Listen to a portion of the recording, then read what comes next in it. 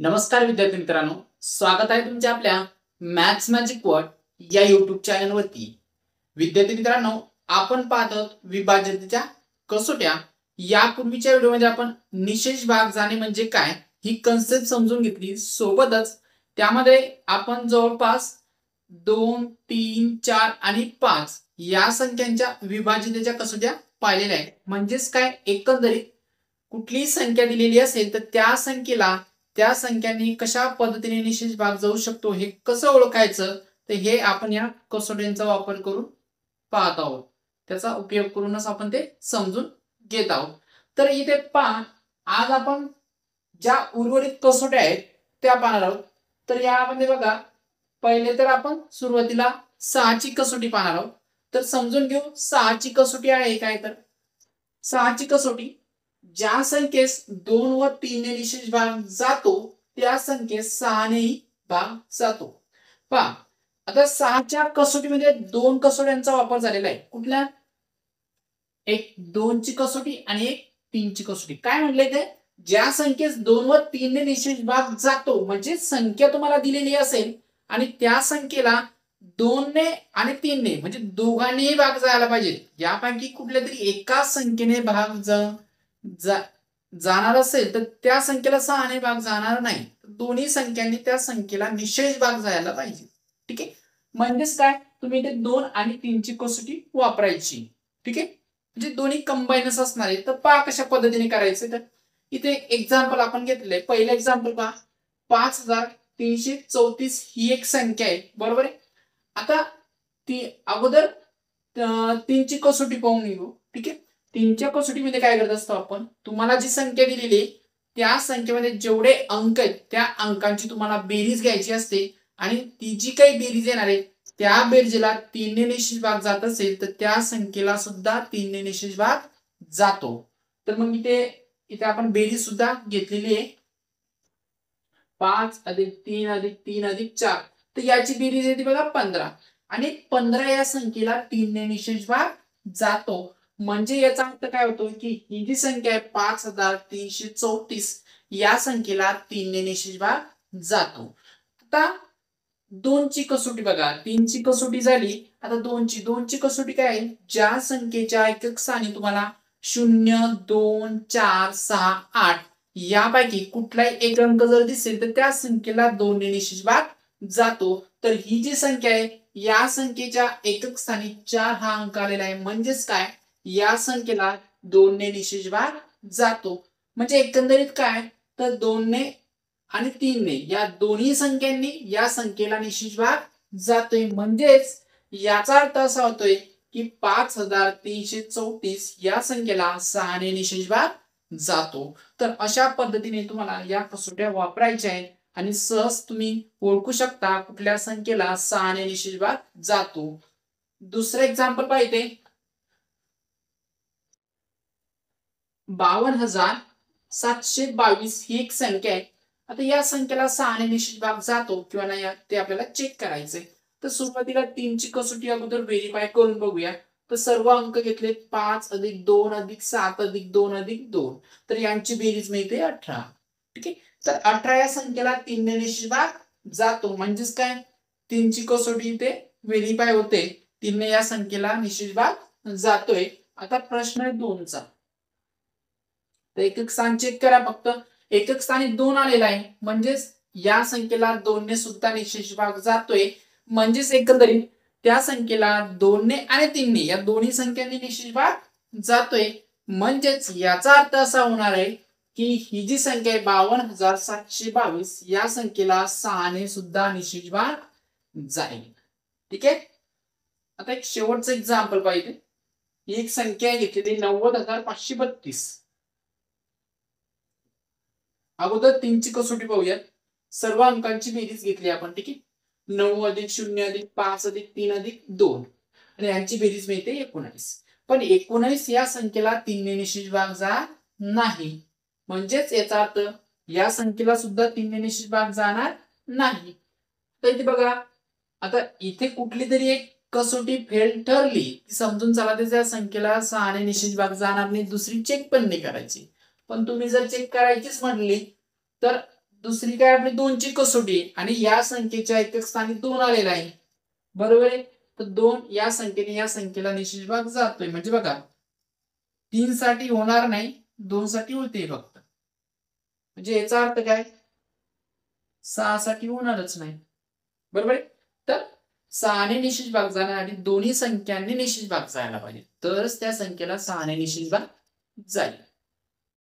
तर यानंतर पाहू 8ची कसोटी. पाहिजे 8ची कसोटी दिलेल्या संख्येतील शेवटच्या 3 अंकांनी तयार होणाऱ्या संख्येस 8 ने भाग केल्यास किंवा शेवटचे 3 अंक 0 असल्यास 8 ने भाग जातो.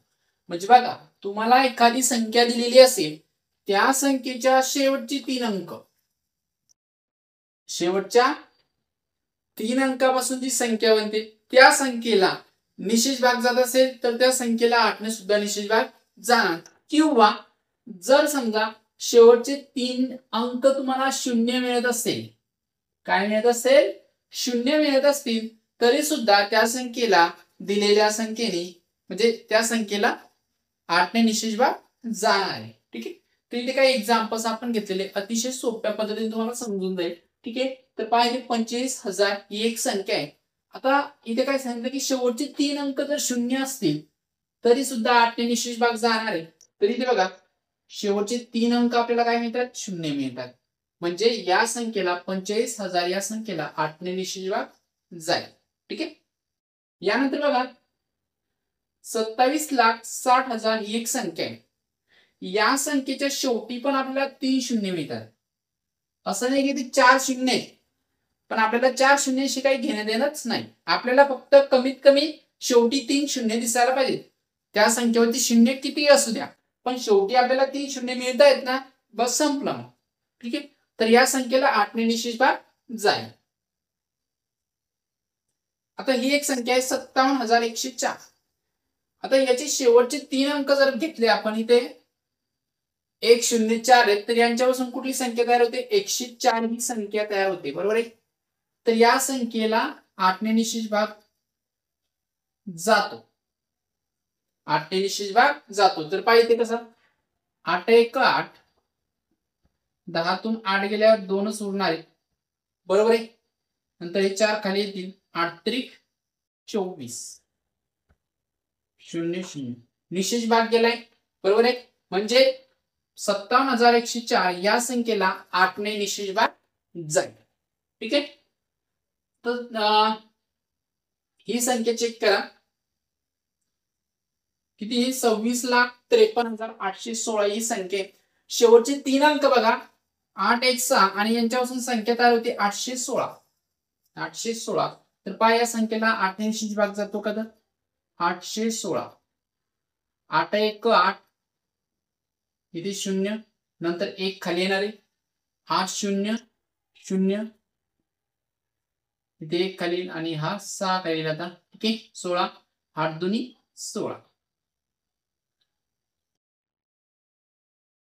तर अशा पद्धतीने भागाकार करायचं. तुम्हाला भागाकार जमत नसेल तर भागाकार सुद्धा आपण घेतलेला आहे, त्याचा व्हिडिओ तुम्ही पाहू शकता. ठीक आहे. तर इथे बघा अशा पद्धतीने 8 ने या संख्येला निशेष भाग गेलाय, म्हणजे एकंदरीत काय या संख्येला सुद्धा 8 ने निशेष भाग जाईल, म्हणजे पूर्ण संख्येला भागण्याची गरज नाही. आता एक शेवटची संख्या आहे 4,52,165. या संख्येला 8 ने निशेष भाग जातो की नाही ते चेक करू. शेवटची 3 अंकापासून संख्या बनली 165. तर पाहिजे 8 ने 165 ला भागून बघू, 8 2 16, इथं ओके होतंय, 8 2 16 0 0, नंतर इथे 5, इथे 8 0 0. तर इथे बघा बाकी 5 राहते, इथे पूर्ण भाग जात नाही. जर पूर्ण भाग जायचा असेल तर त्याच्यामध्ये पॉइंट येणार नंतर. ठीक आहे. तिथे निशेष भाग जाईल असं म्हणता येत नाही, तिथे बाकी राहते. म्हणजे याचा अर्थ काय की 165 ला 8 ने निशेष भाग जात नाही, मग 8 ने या संख्येला निशेष भाग जात नाही, म्हणजे या पूर्ण संख्येला सुद्धा भाग जाणार नाही. तर ह्या ज्या संख्या दिल्या या सर्व संख्यांना 8 ने निशेष भाग जातोय. तर अशा पद्धतीने तुम्हाला 8ची कसोटी वापरायची. फक्त शेवटचे 3 अंक तुम्हाला बघायचे. 3 अंकापासून जी संख्या मिळेल त्या संख्येला 8 ने निश्चित भाग जातो किंवा नाही ते चेक करायचे. शेवटी जर 3 शून्य मिळाली तुम्हाला, मग तुम्हाला काही चेक करण्याची गरज पडत नाही. तर आता पाहूया 9ची कसोटी. 9ची कसोटी दिलेल्या संख्येतील सर्व अंकांच्या बेरजेस 9 ने भाग केल्यास त्या संख्येसही 9 ने निश्चित भाग जातो. बघा, ही जी कसोटी जशी 3ची कसोटी त्याच पद्धतीने 9ची कसोटी आहे. ठीक आहे. तर यामध्ये बघा, आता कुठली संख्या तुम्हाला दिलेली असेल त्या संख्येमध्ये जेवढे काही अंक असतील, त्या संख्येमध्ये जेवढे काही अंक असतील त्या सर्व अंकांची तुम्हाला काय करायची, बेरीज घ्यायची आहे आणि त्या बेरजेला 9 ने निश्चित भाग जातो किंवा नाही हे तुम्हाला इथे चेक करायचंय. जर जात असेल भाग तर त्या संख्येला सुद्धा 9 ने निश्चित भाग जाणार आहे. ठीक आहे. तर इथे बघा काही एक्झाम्पल्स घेतले, एक्झाम्पलच्या साहाय्याने समजून घेऊया. तर पहिलं एक्झाम्पल पहा, 73,125 ही एक संख्या आहे. या संख्येमध्ये हे सर्व अंक आहेत ते आपण बेरजेच्या स्वरूपात लिहून घेतले आणि त्यांची बेरीज येते बघा 18. इथे 18 आणि 18 या संख्येला 9 ने निश्चित भाग जातो. 18 या संख्येला 9 ने निश्चित भाग जातो म्हणजे याचा अर्थ असा होतोय की 9 ने 73,125 या संख्येला सुद्धा निश्चित भाग जाईल. ठीक आहे. दुसरे एक्झाम्पल पाहिजे, 6,534 या संख्येमध्ये सर्व अंकांची बेरीज घ्यायची. 6 अधिक 5 अधिक 3 अधिक 4 यांची बेरीज मिळते आपल्याला 18. तर 18 या संख्येला 9 ने निश्चित भाग जातोय. 18 या संख्येने 9 ने निश्चित भाग जातोय म्हणजेच याचा अर्थ असा होतोय की 9 ने 6,534 या संख्येला सुद्धा निश्चित भाग जाईल. तर एक शेवटचं एक्झाम्पल याच्यामधलं, 7,536 ही संख्या आहे. या संख्येमध्ये जेवढे अंक त्यांची बेरीज घेतली ती बेरीज झाली 21. बरोबर आहे. तर 21 या संख्येला 9 ने निश्चित भाग जात नाही. आता या बेरजेला 9 ने निश्चित भाग जात नाही म्हणजे याचा अर्थ असा होणार आहे की ही जी 7,536 ही संख्या आहे या संख्येला सुद्धा 9 ने निश्चित भाग जाणार नाही. कारण इथे जर भाग जात नसेल तर इथे सुद्धा भाग जाणार नाही. तर अशा पद्धतीने आपल्याला 9ची कसोटी वापरायची आहे. तर यामध्ये तुम्हाला 7ची कसोटी दिसली नाही, कदाचित प्रश्न पडला असेल तरी 7ची कसोटी नाही का, तर बऱ्याच बुक मध्ये 7ची कसोटी मिळत नाही. काही युट्यूब चॅनल वरती तुम्हाला 7ची कसोटी मिळू शकते, काही बुक मध्ये मिळेल पण सहसा करून तिचा यूज होत नाही, म्हणजे तसे तेवढी वापरल्या जात नाही. डायरेक्ट भागाकार केला तरी तुम्ही चालेल जर तुमच्यावरती क्वेश्चन आला तर. ठीक आहे. आता यानंतर पाहू 10ची कसोटी. तर पाहिजे 10ची कसोटी, संख्येच्या एकक स्थानी 0 असल्यास त्या संख्येस 10 ने निश्चित भाग जातो. आता इथे काही जास्त डोकं लावण्याची गरज नाहीये. कुठलीही संख्या असू द्या त्या संख्येच्या एकक स्थानचा अंक चेक करा. जर तुम्हाला एकक स्थानचा अंक 0 मिळत असेल तर त्या संख्येला 10 ने निश्चित भाग जातो. ठीक आहे. तर पाहिजे एक्झाम्पल 5,700 या संख्येच्या एकक स्थानी तुम्हाला 0 मिळतोय, या संख्येला 10 ने निश्चित भाग जाणार आहे. नंतर 2,630 या संख्येच्या एकक स्थानी 0 आहे, या संख्येला सुद्धा 10 ने निश्चित भाग जाईल. नंतर 2,570 या संख्येच्या एकक स्थानी 0 आहे, या संख्येला सुद्धा 10 ने निश्चित भाग जातो. यानंतर बघा 3,652 या संख्येच्या एकक स्थानी 2 आहे, या संख्येला 10 ने निश्चित भाग जाणार नाही. एक संख्या बघा अजून 255 या संख्येच्या एक स्थानी 5 आहे, तर या संख्येला सुद्धा 10 ने निश्चित भाग जाणार नाही. 10 ने निश्चित भाग जाण्यासाठी त्या संख्येच्या एकक स्थानी काय पाहिजे, 0 असायला पाहिजे. ठीक आहे. यानंतर बघा 11ची कसोटी. तर पाहिजे दिलेल्या संख्येतील सम व विषम स्थानच्या अंकांच्या बेरजेतील फरक 0 किंवा 11च्या पटीत असल्यास त्या संपूर्ण संख्येस 11 ने निश्चित भाग जातो. तर पहा इथे तुम्हाला एखादी संख्या दिलेली असेल तर त्या संख्येमध्ये समस्थानी असलेले आणि विषम स्थानी असलेले अंक जे त्यांची बेरीज तुम्हाला घ्यायची. समस्थानी जे असतील त्यांची बेरीज घ्या, विषम स्थानी असलेल्यांची बेरीज घ्या आणि बेरीज घेतल्यानंतर त्यांच्या बेरजेचा फरक तुम्हाला घ्यायचा आहे. हा फरक जर तुम्हाला 0 मिळत असेल किंवा 11च्या पटीत. 11च्या पटीत म्हणजे की तो 11 असू शकतो किंवा 22, 33, 44, 55 हे झाली 11ची पट झाली. बरोबर आहे. या पटीत जर तुम्हाला फरक मिळत असेल तर त्या संख्येला 11ने निश्चित भाग जातो असं आपण म्हणू शकतो. ठीक आहे. तर काय ते समजण्यासाठी काही एक्झाम्पल्स आपण घेतले. ही एक पहिली संख्या आहे. त्याच्यामध्ये अंक बघा 5, 3, 8, 2, 4, 9, 1, 4 आहे. ठीक आहे. आता इथे बघा, आता 5 हा एक नंबरला आहे. बरोबर आहे. हा एक नंबरला आहे. 3 2 नंबरला आहे. 8 3 नंबरला आहे. 2 4 नंबरला आहे. 4 5 ला आहे. 9 6 नंबरला आहे. 1 7 नंबरला आहे. 4 8 नंबरला आहे. मग याच्यामध्ये सम आणि विषम कसं ओळखतो आपण? 1 3 5 7 ठीक आहे विषम संख्या आहेत आणि 2 4 6 8 ठीक आहे सम संख्या आहेत. मग तुम्हाला त्या स्थानी असलेल्या अंकांची बेरीज घ्यायची. मग विषम स्थानी कोण कोण आहे? विषम स्थानाले कोण आहे? हा विषम आहे. हा आणि हा. तर यांच्या स्थानी कोण आहे? इथे बघा, ही वरच्या साईडला मी इथे ही लाईन घेतलेली अशी समजण्यासाठी तुम्हाला. हे काय सर्व विषम संख्या आहे. म्हणजे विषम स्थानी असलेल्या संख्या, विषम संख्या नाही, विषम स्थानी असलेल्या. ठीक आहे.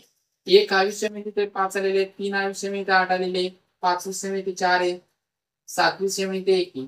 तर हे घेतलेत आपण बेरीजमध्ये 5 अधिक 8 अधिक 4 अधिक 1. बरोबर आहे. त्यांची बेरीज मिळते आपल्याला 18. जे समस्थानी आहे, समस्थानी कोण आहे? 3 आहे. खालून बेरीज घेतलेली आपण 3 2 9 आणि 4. 3 2 9 आणि 4 यांची बेरीज किती मिळते? 18. दोघांची बेरीज मिळाली. जे विषम स्थानी त्यांची बेरीज 18 आहे, जे समस्थानी त्यांची बेरीज 18 आहे आणि दोघांचा फरक जर घेतला आपण 18 वजा 18 तर हा आपल्याला 0 मिळतोय. फरक जरी आपल्याला 0 मिळत असला म्हणजेच काय, या संख्येला 11ने निशेष भाग जातोय ते सांगितलेलं आहे. जर फरक 0 मिळत असेल तरी सुद्धा त्या संख्येला 11ने निशेष भाग जातो. यानंतर ही दुसरी संख्या पहा. आता या संख्येच्या विषम स्थानी कोण आहे? 4 3 7 आणि 7. 4 3 7 अधिक 7 यांची बेरीज मिळते 21. समस्थानी कोण आहे? 0 आहे, 2 आहे, 4 आहे आणि 4. 0 अधिक 2 अधिक 4 अधिक 4 मिळते 10. आणि या दोघांचा फरक किती मिळणार आहे? 21 वजा 10 किती मिळतोय? 11.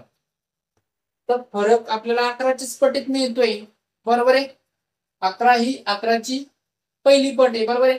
म्हणजे हे पण होणार आहे. या संख्येला सुद्धा 11ने निश्चित भाग जाईल. आता फरक घेत्या वेळेस असं काही नाही की विषम संख्या बेरीज अगोदर पाहिजेत किंवा समवालीच पाहिजेत असं काही नाही. फरक घ्यायचं म्हटलंय ना, मग त्यापैकी जी संख्या मोठी असेल त्या संख्येतून लहान संख्या वजा करायची फक्त. ठीक आहे. तर काय इथे शेवटची संख्या ही एक संख्या आहे. यामध्ये विषम स्थानी कोण आलेलं आहे? 9 4 आणि 7. 9 अधिक 4 अधिक 7 यांची बेरीज मिळते 20. आणि समस्थानी कोण आहेत? 2 आणि 5 आहेत. यांची बेरीज मिळते 7. बरोबर आहे. या दोघांचा फरक किती मिळणार आहे? 20 वजा 7 13 किती मिळते? 13. आणि 13 ही संख्या 11च्या पटीत येत नाही. बरोबर आहे. 13 ही संख्या 11च्या पटीत येत नाही. म्हणजे याचा अर्थ काय होणार आहे? या संख्येला 11ने निश्चित भाग जाणार नाही. फक्त ह्या एकमेव 2 संख्या मिळाल्या तिथे आपल्याला या 3 एक्झाम्पल पैकी या 2 संख्यांना 11ने निश्चित भाग जातो. थोडं वेळ लागू शकतो तुम्हाला या आकड्याची कसोटी समजण्यासाठी, पण अतिशय सोप्या पद्धतीने तुम्हाला सांगितलेली. ठीक आहे. एकंदरीत आपण बऱ्याचशा कसोट्या आज पाहिल्यात. आता अजूनही 4-5 कसोट्या आपल्या बाकी आहेत. त्या कसोट्या आपण पुढील व्हिडिओमध्ये पाहणार आहोत.